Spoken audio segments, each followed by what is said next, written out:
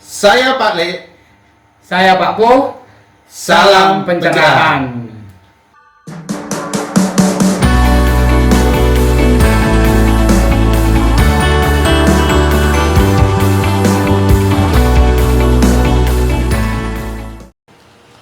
Terus terkait ini yang belum dijawab ya Pak Po, ini terkait dengan pencetakan uang yang sangat signifikan, besarannya itu sangat melampaui batas kita, sehingga bisa mengubah arah perekonomian kita ke depan.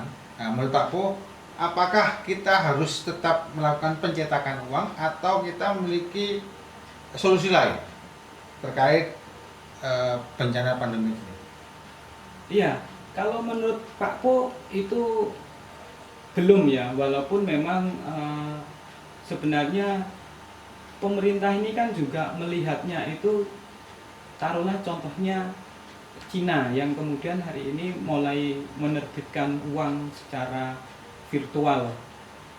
Saya kira pemerintah kita salah satu referensinya adalah dari sana. Tapi dalam konteks Indonesia, dalam situasi ekonomi yang seperti ini, menurut Pak Po belum waktunya kemudian BI untuk menerbitkan itu, karena sebenarnya banyak solusi-solusi yang lain yang bisa dilakukan oleh pemerintah. Pemerintah bisa kemudian ya tadi itu, bagaimana memaksimalkan anggaran kita yang ada di APBN dalam upaya untuk menangani ini. Karena memang realitasnya ekonomi itu akan mengalami penurunan ketika daya beli masyarakat kita juga menurun. Ini yang kemudian coba diantisipasi oleh pemerintah dengan bagaimana membuat masyarakat kita ini daya belinya sudah terus bertahan, terus stabil. Itulah kenapa sekalipun banyak tenaga kerja, khususnya pegawai pemerintah yang harus bekerja di rumah tetap digaji. Ini agar daya belinya tetap stabil, mereka tetap bisa membayar cicilan hutang, karena pegawai pemerintah kan rata-rata juga punya cicilan hutang. Begitu. Kemudian harusnya buruh-buruh yang kemarin terkena PHK itu juga harus ada subsidi dari pemerintah, karena kalau enggak mereka juga akan kesulitan untuk bertahan hidup, sehingga itu juga akan memperparah kondisi ekonomi kita.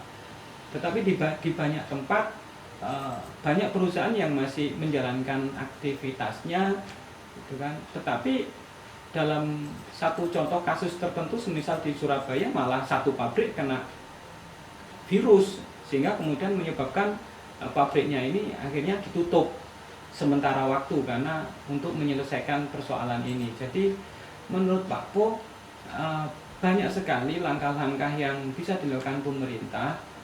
Salah satunya adalah dengan, sekalipun pemerintah sudah, semisal contohnya sudah tidak lagi memberikan THR untuk beberapa golongan pejabat tertentu, tetapi itu masih sangat kurang. Kemudian pemerintah juga sudah memotong anggaran beberapa kementerian itu ya. Beberapa kementerian yang anggarannya kemudian dialihkan untuk bantuan modal untuk penanganan kasus ini. Tapi itu juga masih kurang. Seharusnya anggaran-anggaran yang lain, terutama infrastruktur, itu bisa kemudian 100% dialihkan. Toh dalam situasi seperti ini tidak mungkin kemudian infrastruktur itu bisa dikerjakan dengan maksimal. Ya baik, Pak Po tadi mengatakan bahwasanya sektor informal sangat penting untuk diselamatkan oleh negara kita. Di sini negara juga sudah memberikan udara segar terkait memudahkan peminjaman untuk usaha kecil, menengah, dan usaha mikro. Nah, di sini pemerintah menganggap bahwasanya dengan memudahkan syarat peminjaman modal usaha itu juga bisa memberikan nafas segar untuk masyarakat kita. Selain itu, Sri Mulyani sudah mengatakan bahwa bencana pandemik ini lebih besar dampaknya daripada krisis moneter tahun 98 dan juga pada tahun 2009. Karena wabah pandemik ini tidak hanya menyerang manusia, tapi juga menyerang sektor ekonomi. Nah, menurut Pak Po, apakah penyegaran dengan cara memberikan pemudahan syarat peminjaman mikro dan UMKM itu menjadi solusi di negara kita. Oke, baik. Dalam situasi pandemi hari ini, saya kira belum ya. Artinya begini, kalau kemudian kebijakan pemerintah itu diterapkan pada situasi normal, artinya peminjaman bantuan modal usaha dengan syarat yang mudah, saya kira itu cukup membantu untuk kalangan UMKM. Tapi dalam situasi hari ini jelas ya masih belum bisa maksimal. Karena apa?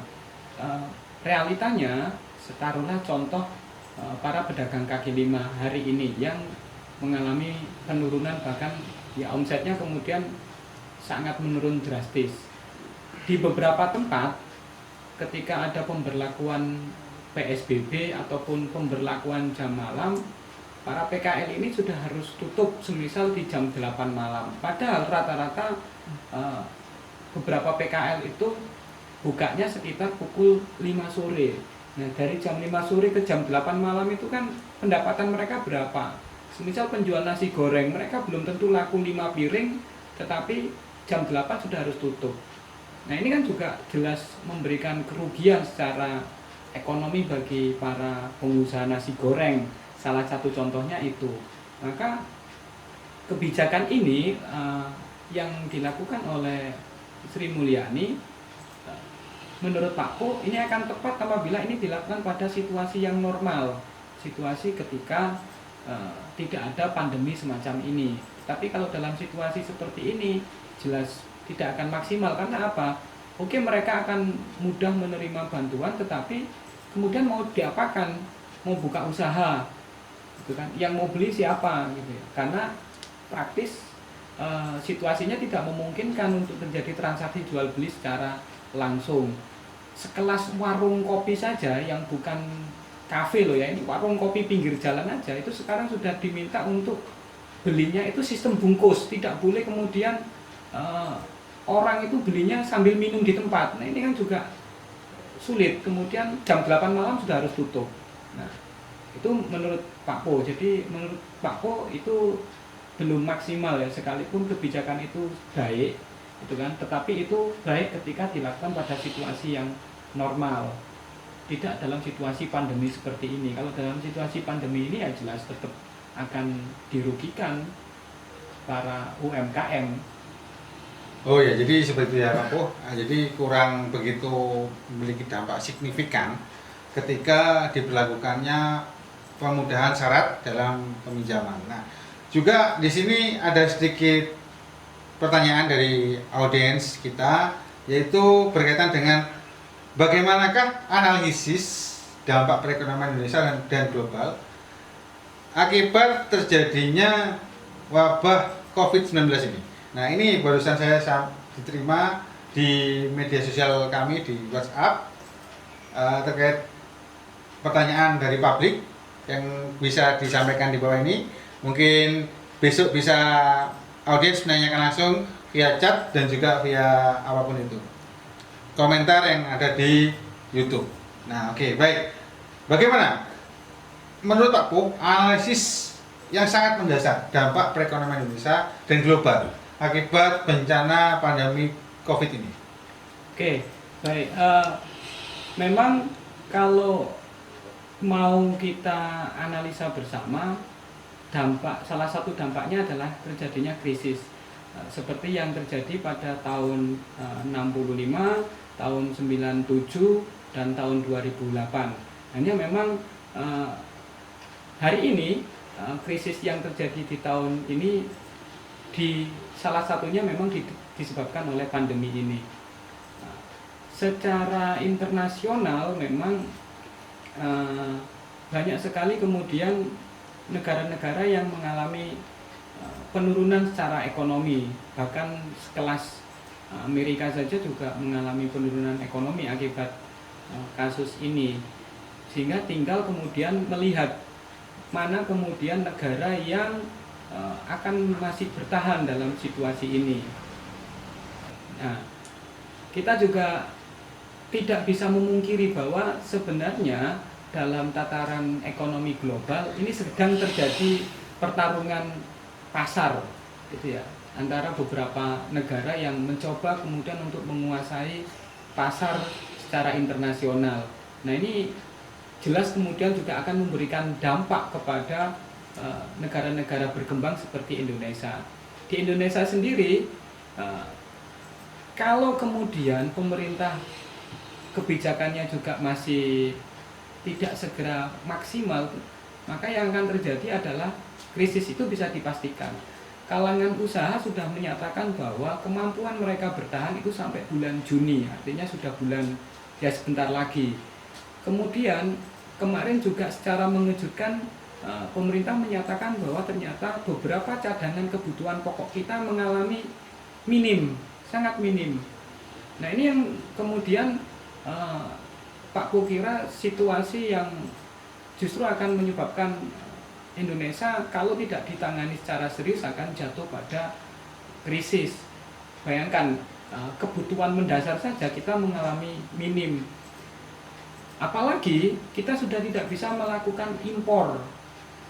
Contoh paling sederhana adalah impor beras yang ini menjadi kebiasaan yang sering dilakukan oleh pemerintah kita, walaupun kita ini sebenarnya adalah negara penghasil beras paling besar.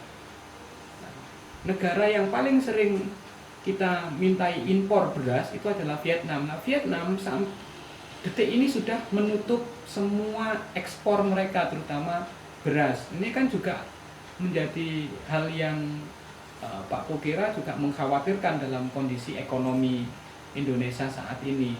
Maka ketika ini tidak ditangani dengan serius, kalau kemudian pemerintah hanya mewacanakan mau buka sawah, ya kira-kira bukanya di mana, gitu kan? Dalam waktu yang seperti ini apakah ya mampu buat sawah? Nah, ini kan juga masih menjadi sesuatu yang bisa kita kritisi, kita pertanyakan kembali dalam menjawab persoalan-persoalan ekonomi yang muncul di Indonesia akibat pandemi ini, agar kita, negara kita tidak terjatuh pada krisis ekonomi.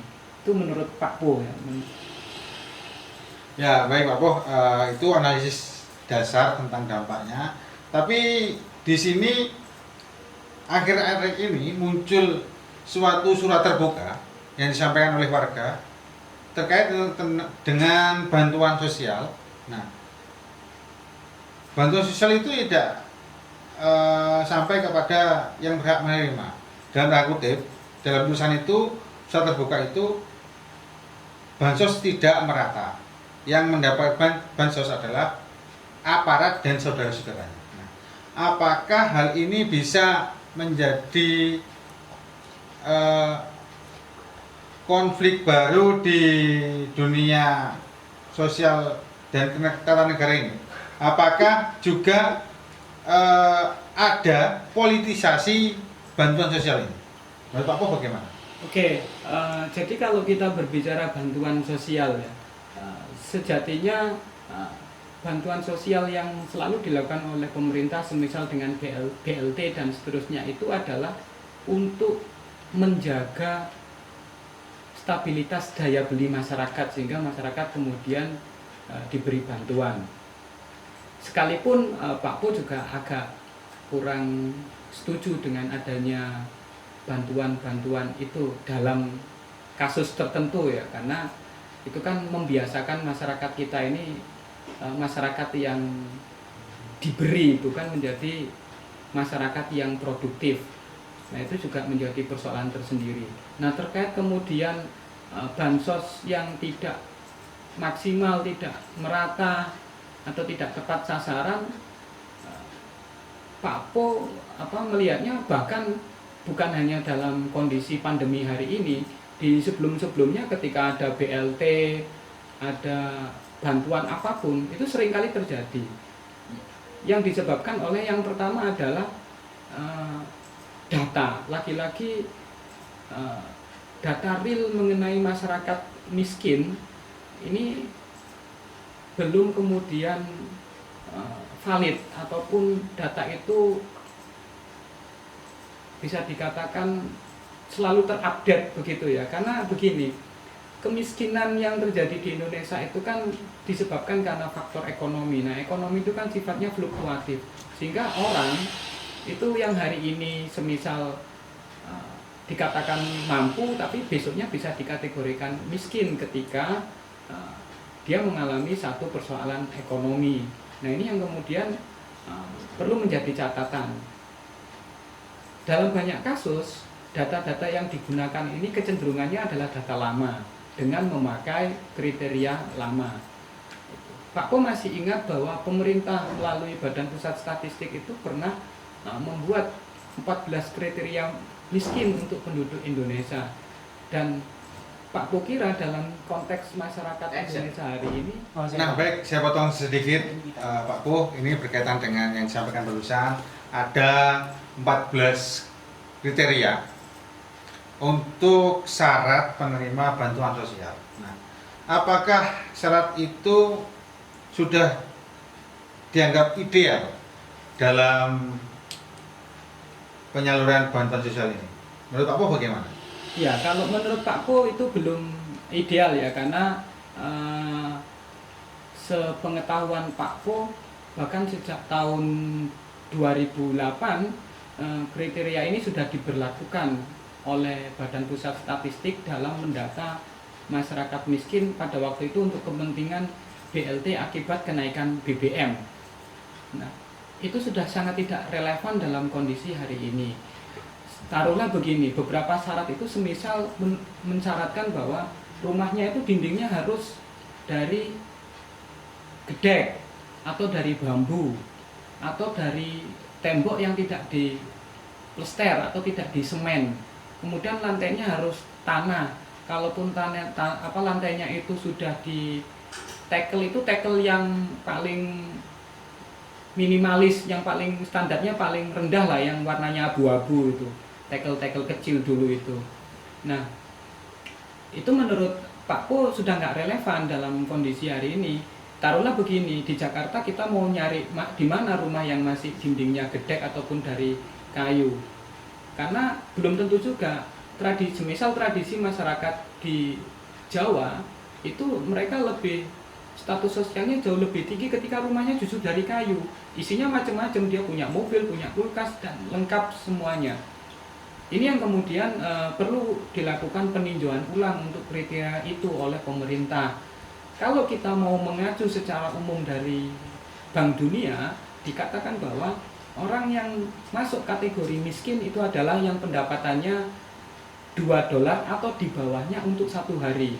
Taruhlah kita pluskan $1 itu 10.000, maka $2 itu 20.000. Maka seseorang dengan penghasilan 600.000 setiap bulan, kalau mengacu Bank Dunia, itu tetap miskin dan tetap berhak untuk mendapatkan bantuan sosial dari pemerintah. Nah, ini yang kemudian pemerintah seolah-olah enggan kemudian untuk menstandarkan kriteria miskin kita untuk mengikuti versi Bank Dunia. Ini yang kemudian menjadi persoalan. Salah satu dampaknya adalah ketimpangan atau sering salah sasarannya bantuan itu. Banyak orang yang sebenarnya miskin tidak tercover, bahkan datanya juga tidak update. Orang yang sudah meninggal masih masuk di data.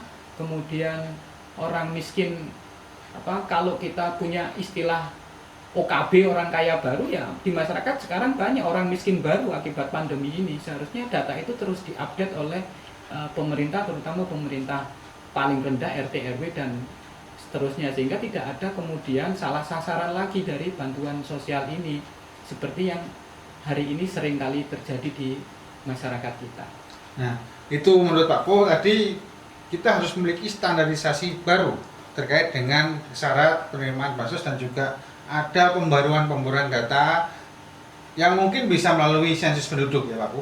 Nah, oke, baik, itu yang bisa disampaikan oleh Pak Po pada hari ini, pada kesempatan ini. Mungkin Pak Po, ini kan hari ini kita juga punya audiens yaitu generasi milenial. Nah, bagaimana sih cara kita menanggapi pandemik ini dari sudut pandang generasi milenial, Pak Po, agar kawan-kawan milenial ini bisa belajar dari wabah yang terjadi ini? Jadi menurut Pak Po itu bagaimana sikap generasi milenial kita? Oke, menurut Pak Po kalau untuk kawan-kawan milenial hari ini ya sebagai generasi yang memiliki kelebihan, salah satunya adalah kawan-kawan milenial itu generasi yang dilahirkan di tengah kemajuan teknologi informasi. Maka seharusnya generasi milenial ataupun kawan-kawan milenial untuk saat ini dalam pandemi ini harus bijak dalam memilah dan memilih dan melihat informasi mengenai perkembangan pandemi ini. Kawan-kawan juga harus memiliki kesadaran bahwa ini bukanlah pandemi yang hanya dirasakan oleh segelintir orang, tapi ini dirasakan oleh seluruh dunia. Maka dibutuhkan kesadaran, dibutuhkan solidaritas yang kuat agar kemudian pandemi ini bisa segera terselesaikan. Kita harus saling bergotong royong, berempati, saling membantu agar kemudian tidak ada lagi kemudian yang dirugikan dari adanya pandemi ini. Itu yang bisa Pak Po sampaikan untuk kawan-kawan milenial. Semoga kita semua diberikan kekuatan dalam menghadapi pandemi ini. Nah, baik, itu yang bisa disampaikan Pak Po terkait dengan himbauan untuk generasi milenial kita yang sudah mendapatkan keterbukaan informasi. Selanjutnya, kita juga harus memiliki pandangan terkait dengan larangan untuk mudik. Nah, menurut Pak Po, himbauan yang bisa disampaikan untuk masyarakat kita secara menyeluruh ini, bisa milenial, bisa generasi tua, bisa generasi Parubaya, nah itu. Nah, jadi menurut Pak Po, larangan mudik ini sebaiknya bagaimana? Tetap dijalankan atau tidak? Atau diganti menjadi pulang kampung? Nah itu, bagaimana Pak Po?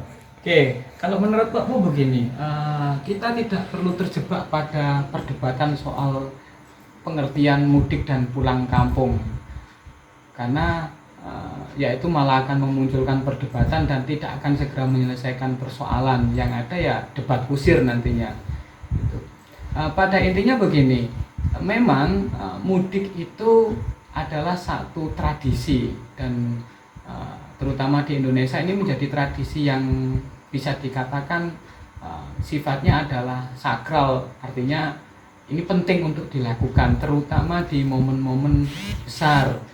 Kalau umat Islam ya di momen Lebaran, Idul Fitri itu menjadi satu momen yang sangat luar biasa bagi umat Islam di seluruh Indonesia untuk menjalankan tradisi mudik.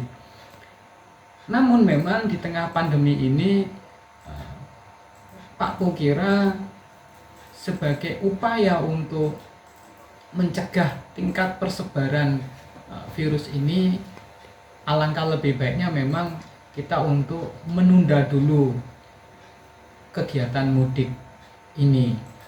Bukan semata-mata kemudian ini akan menyebabkan kita ini kok ini tradisi kita tapi tidak kita lakukan. Bukan, tetapi ini bagian dari upaya untuk meminimalisir persebaran virus ini agar tidak semakin meluas, sehingga ya apa gunanya kemudian nanti kita memaksakan mudik toh kemudian di kampung halaman kita ternyata justru tidak bisa beraktivitas dan bersilaturahmi dengan keluarga karena kita dinyatakan positif terkena kasus ini, atau bahkan kita harus mengalami masa karantina terlebih dahulu. Itu justru menyebabkan dan menimbulkan permasalahan-permasalahan yang lain. Maka Pak Po kira dalam kondisi hari ini memang idealnya untuk menunda dulu mudik.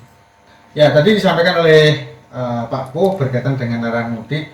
Nah, ini ada satu hal yang menjadi daya tarik Pak Le agar bisa dijawab langsung oleh Pak Po.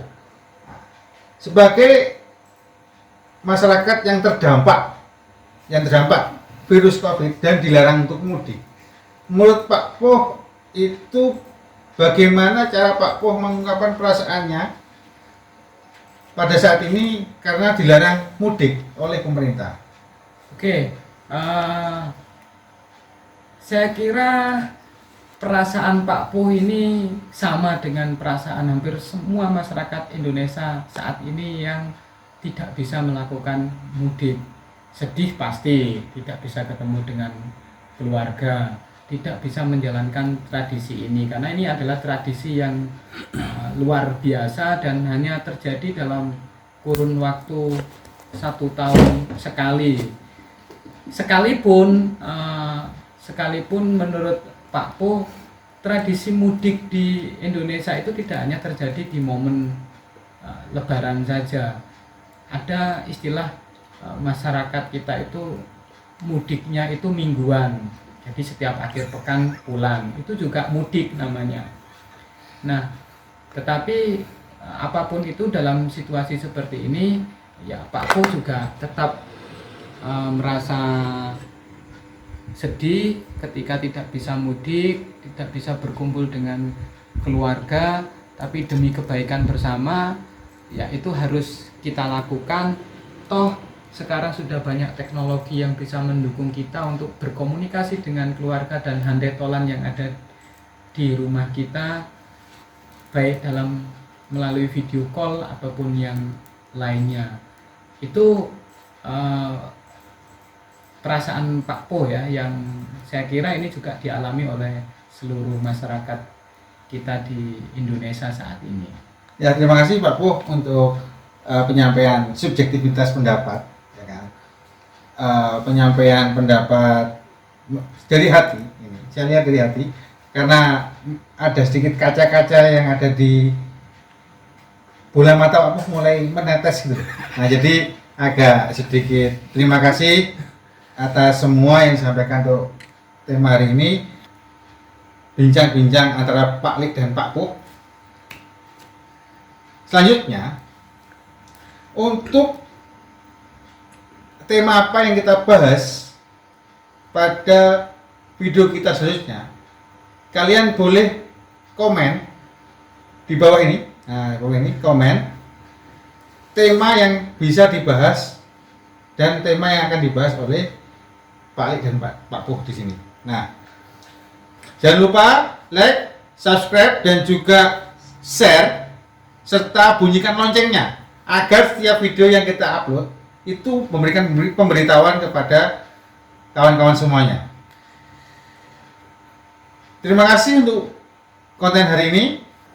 Tonton video kita di konten-konten selanjutnya. Saya Pak Lik. Saya Pak Puh. Salam pencerahan.